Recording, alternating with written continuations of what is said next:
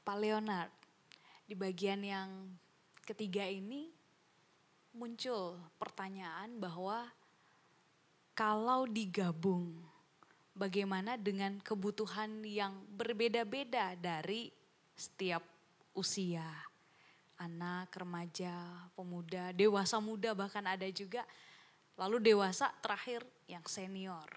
Nah, kebutuhan yang berbeda-beda ini apakah mungkin terpenuhi dalam sekali perjumpaan kebaktian minggu atau seperti apa, Pak? Ya, makasih. Ini pertanyaan penting menurut saya. Yang pertama adalah sekali lagi ibadah minggu tidak bicara tentang kebutuhan kita. Tapi bicara tentang bagaimana kita datang sebagai pribadi dalam anggota keluarga dan persekutuan orang percaya, kita datang dan membangun ibadah ini, membangun persekutuan ini. Ini tentang apa yang kubawa dan apa yang bisa kuberikan bagi Tuhan dan sesamaku. Jadi kalau kita pakai istilah kebutuhan, ini bukan kebutuhan aku datang sebagai manusia yang retak, aku harus dapat sesuatu untuk memulihkan aku sebelum aku pulang dari gedung gereja. Itu keliru. Itu justru yang ditolak oleh ibadah intergenerasional. Ibadah intergenerasional tidak bicara tentang kebutuhanku untuk sembuh. Dengan cara memperoleh sesuatu, mengkonsumsi sesuatu dari khotbah, dari nyanyian, dari apapun. Bukan itu pertama-tama.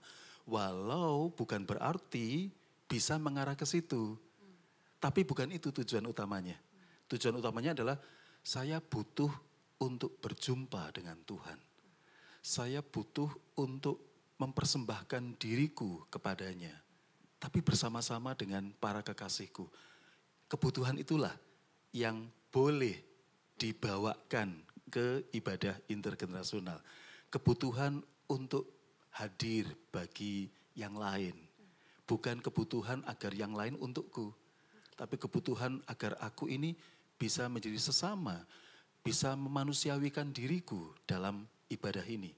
Menjadi penolong bagi yang lain dan menjadi penghibur dan penguat bagi yang lain. Aku sebenarnya butuh mempersembahkan diriku. Kebutuhan itu yang diizinkan untuk dibawa oleh umat dalam ibadah minggu. Sesuatu akan terjadi. Karena ternyata kebutuhan untuk memberi itu bersifat terapeutik. Dengan kata lain, saya bisa sembuh karena saya memberikan diri saya untuk orang lain.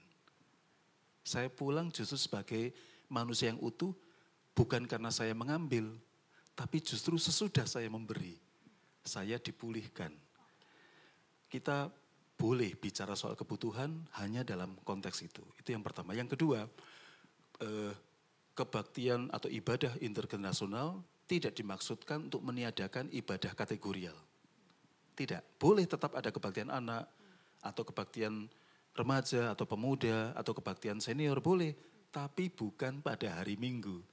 Bukan dalam ibadah, bukan dengan cara mensegregasi atau merusak hakikat dari ibadah umum itu, ibadah minggu yang kita sebut ibadah umum itu. Boleh bikin di hari Sabtu atau hari Jumat, ya. Silahkan. Nah, disitulah kebutuhan terkait dengan aku perlu mengkonsumsi sesuatu untuk membuatku utuh atau penuh atau aku mendapatkan masukan dari khotbah. Tidak masalah, tidak apa-apa. Tapi tempatnya bukan pada hari Minggu, di waktu yang berbeda. Nah, seperti itu. Oke. Jadi sepertinya ada angle yang berbeda ya Pak ya. Ya. Datang untuk kebutuhan diri, ada ruangnya. Ya. Tapi di luar yang liturgi minggu yang seharusnya umum tadi ya. Ya. Dalam bahasa intergenerasi ya. Kebaktian umum yang umum beneran. Ya. Tapi dalam pengertian begini Ripka, ibadah umum di mana kepada kita dituntutkan untuk membawa kebutuhan hadir bagi yang lain, itu juga bisa menyembuhkan saya. Bahwa saya sembuh karena saya gembira, saya bisa menolong orang lain, saya bisa memuji Tuhan, saya bisa hadir bagi sesama saya. Itu bisa menyembuhkan saya. Atau bisa juga bahwa ketika saya datang dan mendengarkan pujian atau musik, saya merasa terhibur. Aspek entertaining itu bisa saja muncul. Dan saya boleh menikmatinya, tapi tidak boleh memutlakkannya apalagi menuntutkannya dalam ibadah minggu. Itu sudah soal lain. Saya mendapatkannya sebagai bonus. Kemurahan dari Tuhan dan jemaat. Jadi partisipasi itu ya Pak, apa yang saya beri. Dan rasa-rasanya ini seperti sangat apresiatif ya. Bahwa setiap orang diasumsikan kalau hadir berarti punya sesuatu. Sudah membawa, sudah memberi ketimbang datang untuk menerima, meminta atau menunggu sesuatu. Bahkan kemiskinan kita tidak boleh menghalangi kita untuk memberi. Misalnya, seperti janda miskin yang cuma bisa memberi 2 peser, tapi Tuhan mengatakan bahwa dia memberi seluruh nafkahnya. Begitu juga ketika jemaat bernyanyi. Waktunya bernyanyi, ada anggota jemaat yang diam. Kenapa diam? Suara saya jelek, saya tidak bisa bernyanyi. Kita ngomong sama orang itu, justru karena suaramu jelek dan kamu tidak bisa bernyanyi, kamu harus bernyanyi. Karena kemampuanmu yang minus itu sama dengan 2 peser dari janda miskin itu. Dan dalam keterbatasanmu untuk bernyanyi, kamu mau bernyanyi. Dan bernyanyi dengan sukacita. Kamu memberi dari kemiskinanmu. Kamu memberi jauh lebih banyak. Menyanyi jauh lebih luhur, lebih mulia daripada mereka yang bisa bernyanyi. Dan memberi kepada Tuhan dari kemampuannya bernyanyi. Jadi cara berpikirnya harus begitu. Sehingga tidak ada orang yang tidak bisa memberi. Karena mereka diminta memberi dari kekurangannya, dari kemiskinannya. Bukan dari kelebihannya. Nah itu ibadah internasional mestinya seperti itu. Luar biasa. Baik Pak, seandainya kita udah bersemangat sekali nih ya, berapi-api nih Pak. Tapi kan selalu kemudian pertanyaan praktisnya adalah kita bisa mulai dari mana Pak? Karena ini pasti juga menyangkut cara pikir yang berbeda-beda, memahami partisipasi dan sebagainya. Bagaimana kita bisa memulainya sebagai sebuah gereja? Pertanyaan itu sangat mudah untuk dijawab. Mulai dari apa yang ada. Termasuk kalau yang ada itu adalah keterbatasan. Rayakanlah keterbatasan kita dalam ibadah minggu. Sejak pandemi, saya rasa semua ibadah kita menjadi ibadah ini ya, ibadah online ya. Artinya kita tidak menghilangkan kamera, kita tidak menghilangkan channel YouTube kita. Kita merekam atau bahkan live streaming dan oleh karena itu semua orang bisa melihat ibadah minggu kita di channel YouTube masing-masing. GKI Sidoarjo juga begitu. Jika Bapak Ibu berkenan untuk melihat beberapa bulan yang lalu, saya rasa 2 atau 3 bulan, saya lupa persisnya, tapi sepertinya tidak terlalu lama, tidak sampai pertengahan tahun ini kalau mundur ya pada semester yang kedua tahun ini. Salah satu lektor kami, waktu itu saya memimpin ibadah pada minggu yang pertama. Salah satu lektor kami yang membaca bacaan kedua adalah seorang anak kelas 3 SD saya rasa, kelas 3 atau kelas 4. Dan dia anak berkebutuhan khusus. Dan jauh-jauh hari dia diberitahu dan diminta untuk menjadi lektor. Orang tuanya melatih dia jauh-jauh hari. Dan ketika waktunya tiba, dia berdiri di mimbar kecil dan membaca dengan lantang dan sangat bagus. Padahal kalau dalam relasi sehari-hari kita ngajak ngomong dia melengos, tidak merespon. Atau merespon tapi tidak menciptakan eye contact. Gitu. Dan responnya tidak lengkap, tidak utuh. Ya, enggak. Kecuali kalau dia mood baru kalimatnya menjadi lebih panjang. Tapi ini dia membaca satu perikop penuh. Mengharukan. saya saya menitikkan air mata pada waktu itu. Dan saya melihat orang tuanya, mereka menatap dengan bangga. Jemaat yang juga tahu kondisi medis dari anak ini. Mereka melihat dengan tatapan mata yang terpukau ya. Mereka saya melihat ada semacam apa ya? Semacam suasana spiritual yang sangat kental pada waktu ketika anak ini berdiri dan membaca kitab suci. Dia mulai dari apa yang ada pada dirinya. Jadi kita mulai saja dari apa yang bisa kita lakukan. Yang penting adalah orang tua membawa anak-anak, lalu kita menjadwal anak-anak untuk jadi penyambut tamu kah, untuk jadi kolektan kah, untuk jadi lektor atau kantorum atau pemazmur. Peran-peran liturgis mesti mulai dipercayakan kepada anak-anak. Ada satu cita-cita saya yang belum kesampaian saya sampai sekarang. Saya pingin suatu waktu bisa khotbah tandem dengan anak-anak.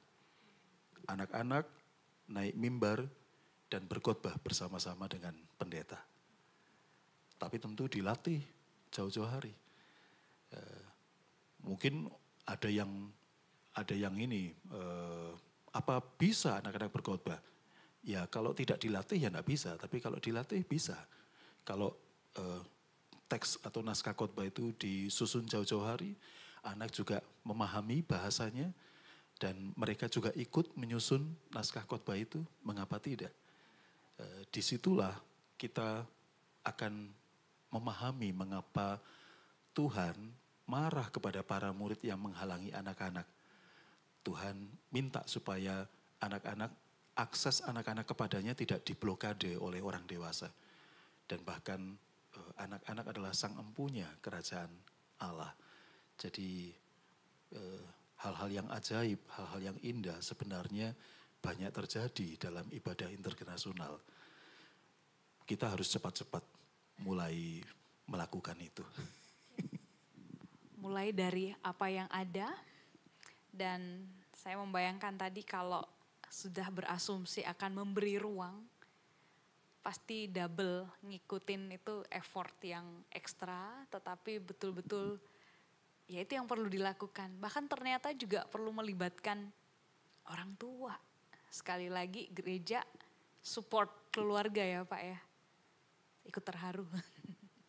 Ya, dan partisipasi, lalu kemudian juga kalau begitu ini juga PR bagi pegiat ibadah kalau begitu yang selama ini menata kebaktian minggu untuk dimulai dari mindset. Mulai ngelis juga barangkali ya Pak. Siapa yang akan dijadwalkan dan sebagainya dan dilatih entah oleh orang tua atau pendeta atau siapapun. Itu untuk bagian yang terakhir ini. Saya persilahkan untuk Pak Pendeta mungkin ada kata kunci yang mau dikuatkan lagi Pak. Yang pertama mengenai partisipasinya dan yang berikut mengenai ibadah intergenerasi itu sendiri supaya yang melihat ini kemudian nantinya mulai tergerak. Mas. Ya, yang pertama adalah ibadah minggu. Saya bicara dalam konteks ibadah minggu ya, bukan ibadah di luar hari minggu. Ibadah minggu yang kita sebut sebagai ibadah umum atau kebaktian umum itu pertama adalah perayaan iman umat kepada Allah. Ini semua tentang Dia. Kita datang kepadanya dengan membawa semua yang kita punyai, diri kita sendiri dengan kekuatan dan kelemahan kita. Kita membawa para kekasih kita, kaum senior kita, anak-anak kita, dan bayi-bayi kita. Kita bawa dan kita beribadah bersama-sama. Nah, tentu situasi atau kondisi dari gereja Bapak Ibu masing-masing menjadi faktor yang dapat menentukan apakah ini ibadah intergenerasional yang semi ataukah yang full ya. Tapi intinya kita mesti mulai kembali kepada hakikat dari ibadah umum sebagai ibadah yang memang seharusnya umum untuk semua. Sebagai perayaan iman dan ini tentang Allah bukan tentang kita. Yang kedua, karena ini bukan tentang kita, maka kita tidak boleh menuntutkan agar ibadah ini selalu harus berbunyi untuk kita. Bahkan ketika ibadah ini, nyanyiannya atau khotbah-khotbahnya tidak berbunyi sama sekali dan kita merasa tidak mendapatkan apa-apa, kita mestinya berbahagia dan bergembira karena seseorang yang tidak kita kenal dalam ruangan atau dalam ibadah telah mendapatkan sesuatu dari nyanyian, dari khotbah, dari apapun juga. Gitu. Dan saya rasa sebenarnya kita tidak mungkin tidak mendapatkan apa-apa. Kalau sampai tidak mendapatkan apa-apa, itu berarti kita sudah teracuni dengan keharusan bahwa ini harus relevan buat saya, gitu. Bahwa ibadah ini tentang saya. Problemnya adalah kita berarti. Orang kalau datang dalam mindset gratitude, ya, dia bersyukur, dia pasti akan mendapatkan sesuatu karena dia telah menyerahkan dirinya dan menjalankan tugas spiritualnya sebagai saudara bagi sesamanya. Dia pulang sebagai orang yang benar, orang yang terberkati juga. Hal yang terakhir, hal yang ketiga adalah ini partisipasi semua orang. Ini kerja bakti semua orang, semua pihak. Dan oleh karena itu kita perlu berlatih. Kita perlu melatih diri sendiri, kita perlu melatih anak-anak, kita perlu melatih orang tua kita agar kita memperkaya liturgi dengan apa yang dapat kita berikan atau persembahkan. Dan dari situ kita belajar kepekaan, toleransi, semangat untuk gembira, bahagia oleh karena kita mendapatkan hadiah dari generasi yang bukan kita. Hadiah yang kita terima dari para senior berupa kesaksian iman. Hadiah dari anak-anak berupa kepercayaan penuh kepada Tuhan dan kegembiraan, ya, kesukacitaan, kepolosan. Dan bahwa mereka yang paling kecil justru adalah pemilik kerajaan Allah. Kita gembira oleh karena ada anak-anak. Dan kaum senior dan anak-anak juga gembira oleh karena mereka dapat percaya pada kekuatan kelas produktif, orang tua atau orang dewasa. Ibadah dibangun lintas generasi ini menurut saya akan jauh lebih banyak kuasa penyembuhannya. Karena dia menghimpun dan membuat kita menjadi ada satu terhadap yang lain. Dan hal tentu yang paling luhur adalah kita mengimitasi persekutuan kasih Allah Tritunggal itu dalam hidup kita. Saya rasa itu artikulasi yang mungkin dapat kita kita bawa dan kita ingat-ingat terkait dengan apa, mengapa, dan buat apa ibadah internasional itu. Satu catatan dari saya, Ripka dan Bapak Ibu, jika Bapak Ibu membutuhkan referensi, butuh bacaan yang lebih utuh, saya ada buku bagus, saya sudah memberikannya kepada Ripka. Bapak Ibu bisa minta kepada Ripka. Buku ini berjudul Intergenerational Christian Formation yang ditulis oleh Holly Allen dan Kristen Ross. Formasi Kristen antar generasi. Ya, dia bicara tentang ibadah intergenerasional, tentang bagaimanakah persekutuan Kristen, komunitas Kristen entah keluarga atau gereja itu dibangun dari watak intergenerasional itu, dan juga bagaimana pelayanan gereja juga dapat dikerjakan secara intergenerasional yang di luar dari worship, ya, yang di luar dari ibadah minggu. Buku ini menurut saya lengkap karena bicara tentang dasar Alkitab, sejarah, dasar teologi. Dia bicara juga tentang Allah Tritunggal sebagai Allah persekutuan kasih itu. Juga hal-hal praktis terkait dengan how to do, ya, bagaimana mengerjakan atau melakukan ibadah internasional. Jadi silahkan membaca buku ini.